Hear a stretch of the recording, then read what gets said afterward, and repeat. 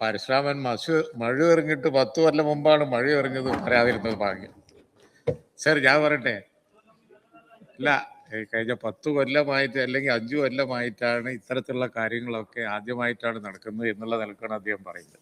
Sir ഇതേ ലാവോസിൽ പിന്നെ അന്നത്തെ ഗവൺമെന്റിന് വേണ്ടി ഞാൻ ഇതേ പറഞ്ഞ ഡെലിഗേഷൻ കൊണ്ട് പോയതാണ്. അതുപോലെ തന്നെ ഇതേപോലെ ഇൻവെസ്റ്റ്മെന്റ് പ്രപ്പോസൽ കിട്ടുന്നതാണ്, എക്സിബിഷൻ സ്റ്റാൾ വെക്കുന്നതാണ്, ജിടെക്കിൽ, ഹാനോവർ ഷോയില്, അതുപോലെ തന്നെ എല്ലായിടത്തും പോകുന്നുണ്ട്. പക്ഷെ ഒരു ചെറിയ ചേഞ്ച് എന്താണെന്ന് വെച്ച് കഴിഞ്ഞാൽ 10 കൊല്ലം കൊണ്ട് ഇവിടെ ഒരു ആറ്റിറ്റ്യൂഡൽ ചേഞ്ച് വന്നിട്ടുണ്ട്. അത് ഈ ആവേശത്തോട് പ്രസംഗിക്കുന്നത് നിങ്ങൾക്കാണ്. ഇടക്കിടക്ക് മിനിസ്റ്ററുടെ ശബ്ദം ഞാൻ സാർ എൻ്റെ ഒരു ക്വസ്റ്റ്യൻ തന്നെയാണ്. ഇടക്കിടക്ക് മിനിസ്റ്ററുടെ ആൻസറിൽ ഒരു കാര്യം വരുന്നുണ്ട്, എന്നാലും വ്യവസായം തുടങ്ങുന്നവർക്ക് ഒരു പെർസെപ്ഷൻ ഇവിടെ ഉണ്ട്. അത് ഞാൻ ഇതേമാതിരി പോയി വന്ന് ലക്ഷക്കണക്കിന് MOU സൈൻ ചെയ്ത് വന്ന് ഇൻവെസ്റ്റ്മെന്റ് പ്രപ്പോസലായപ്പോൾ ഇവിടുന്ന് കേട്ടത് എന്താണെന്നറിയാം? എന്തിനാണ് ഈ ദുർവ്യയം? ആ ചോദ്യം ഞങ്ങൾ ചോദിക്കൂല. ഈ പ്രപ്പോസലൊക്കെ ഇലക്ഷനാണല്ലോ, തെരഞ്ഞെടുപ്പാണ് വരാൻ പോണത്. ചിലപ്പോ ഞങ്ങൾ വന്നിരിക്കുമല്ലോ, ചിലപ്പോ ഞങ്ങൾ വന്നെന്നിരിക്കും. അപ്പോ നല്ലതാണ്, ഞങ്ങൾ കണ്ടിന്യൂ ചെയ്യും. ആ ഉറപ്പ് ഞങ്ങൾ തരാം. ചോദ്യമൊന്നും അല്ലെങ്കിലും അദ്ദേഹം നടത്തിയ വസ്തുതാ വിരുദ്ധമായ ചില പ്രസ്താവനകളുണ്ട്. അദ്ദേഹം പൊതുവെ അങ്ങനെ നടത്തുന്ന ഒരാളല്ല. കാരണം ഇപ്പോ ഞാൻ പറയട്ടെ, പ്രതിപക്ഷ ഉപനേതാവിനോട് ഞാൻ മറുപടി പറയുന്നത്, നിങ്ങൾ എന്തിനാ അസ്വസ്ഥരാകുന്നത്? സാർ ഒരു കാര്യം ഞാൻ ചോദിക്കട്ടെ, നമ്മൾ ഈ പച്ചക്കളന്ന് പറയാൻ പാടില്ല എന്നാണ് അല്ലേ? വസ്തുതാവിരുദ്ധമായിട്ടുള്ള കാര്യങ്ങൾ സത്യമെന്ന മട്ടിൽ ആധികാരികമായി അവതരിപ്പിക്കുന്നതിൽ അസാധാരണ ശേഷി നിങ്ങൾക്കുണ്ട് എന്നുള്ളത് മാധ്യമങ്ങൾ സമ്മതിക്കുന്നതാണ്, ജനങ്ങളല്ലെങ്കിൽ. സാർ ഈ MOUകളൊക്കെ എന്തുകൊണ്ട് യാഥാർത്ഥ്യമായില്ല? നേരത്തെ ഇൻവെസ്റ്റ് സമ്മിറ്റ് നടത്തിയപ്പോ നിങ്ങൾ പങ്കെടുത്തു, ഞാൻ അതിന് സ്വാഗതം ചെയ്തു, എല്ലായിടത്തും പറഞ്ഞു കേരളത്തിന്റെ ഗുണമാണ്, പ്രതിപക്ഷ മേധാവ് ഉൾപ്പെടെ എല്ലാവരും പങ്കെടുത്തു, അത് നല്ല കാര്യമാണ്, നമുക്ക് വിസിബിലിറ്റി കിട്ടും. എന്നാൽ VS നിങ്ങളുടെ ജിമ്മിൽ പങ്കെടുത്തിരുന്നു, അന്നത്തെ മുഖ്യമന്ത്രി ജിമ്മിൽ പങ്കെടുത്തിരുന്നു. അന്ന് നിങ്ങൾക്കൊപ്പം നിന്നിരുന്ന അന്ന് നിങ്ങൾക്കൊപ്പം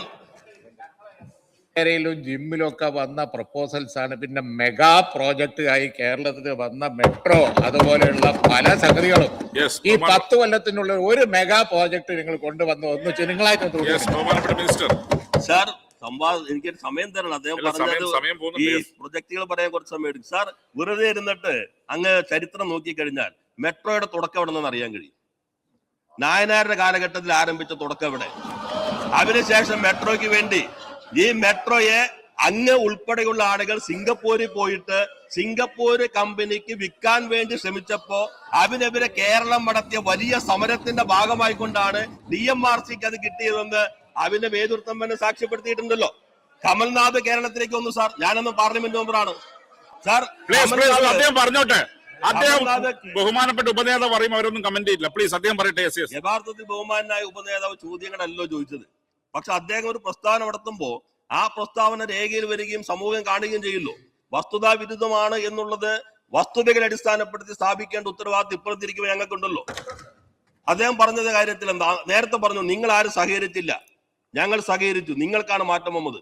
VS അതിനകത്ത് വന്നു.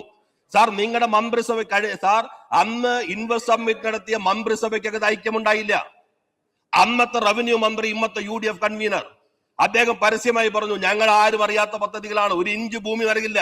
ഞങ്ങളല്ല പറഞ്ഞത്, ഇന്നത്തെ UDF കൺവീനർ, അന്നത്തെ റവന്യൂ മന്ത്രി, അന്നത്തെ ഹരിത MLA-മാരുടെ പ്രസ്താവന നോക്കിക്കോ, ഇന്ന് നിങ്ങളോടൊപ്പം ഉണ്ടല്ലോ. അപ്പോ നിങ്ങൾക്കൊരു യോജിപ്പുണ്ടായിരുന്നില്ല.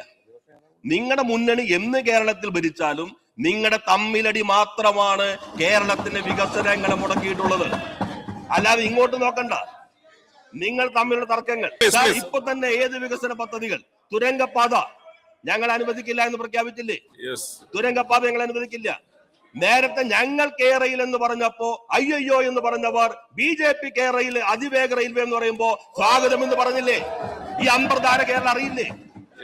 അതുകൊണ്ട് സാർ നമ്മൾ ഇത്തരം കാര്യങ്ങളിൽ അങ്ങേ രാഷ്ട്രീയ തർക്കത്തിൽ ചോദ്യം വന്ന് അങ്ങേപ്പോലൊരാൾ സാധാരണ ചെയ്യുന്ന രീതിയിൽ തെരഞ്ഞെടുപ്പിന്റെ വക്കത്തെത്തിയത് കൊണ്ട് അങ്ങനെ ഒരു ചോദ്യം വന്നതായിരിക്കുന്നു അത്രേ കരുതുന്നുള്ളൂ. നല്ല രീതിയിൽ കേരളം മാറിയിരിക്കുന്നു, അത് ഞങ്ങൾ നന്നായി മുന്നോട്ട് കൊണ്ടുപോകാൻ ശ്രമിക്കുന്നു. ആ കാര്യം മാത്രമാണ് സഭയുടെ ശ്രദ്ധയിൽ.